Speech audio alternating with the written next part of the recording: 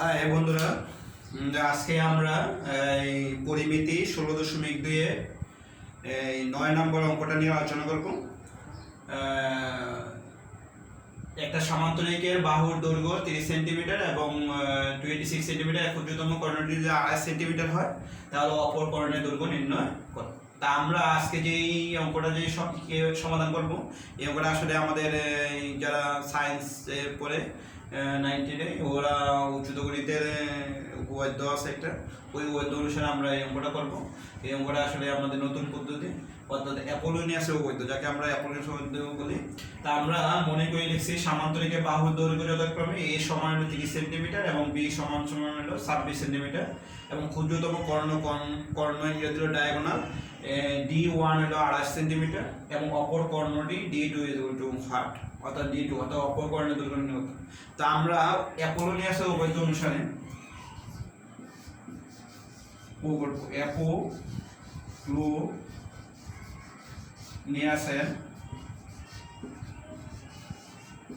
অ্যাপোলোনিয়াসের উপপাদ্য অনুসারে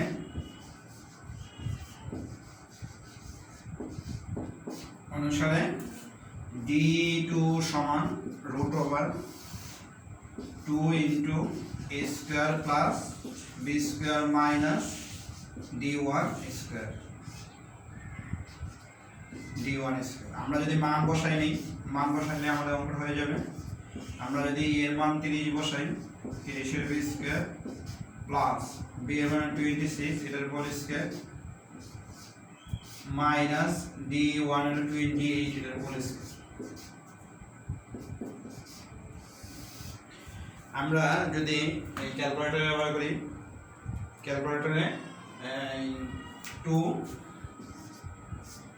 30 এর উপরে স্কয়ার, 30 গুণ 30 সমান 900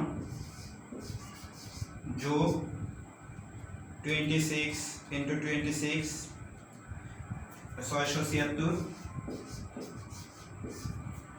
মাইনাস 28 into 28 অর্থাৎ 784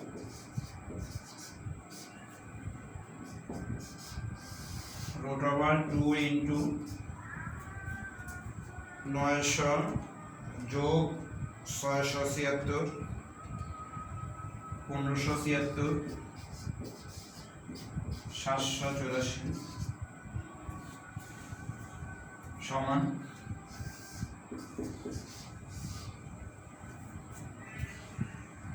into 2 3152 বিয়োগ 784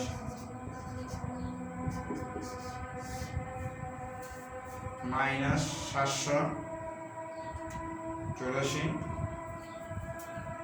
2368 অর্থাৎ আমরা 1576 কে আমরা 2 দিয়ে গুণ করলে 3152 পাই, তার থেকে 784 বিয়োগ করলে 2368 পাই।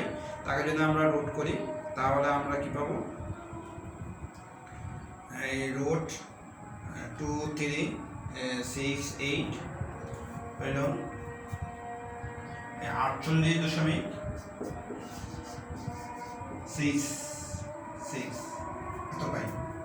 অর্থাৎ সুতরাং সেন্টিমিটার, কারণ সবগুলো সেন্টিমিটার, এটা সেন্টিমিটার। সুতরাং অপর কর্ণটি, অপর কর্ণটি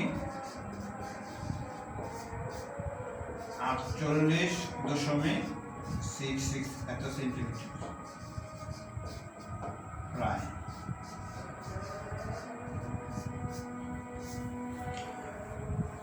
আজকে এই পর্যন্তই, ধন্যবাদ সবাইকে।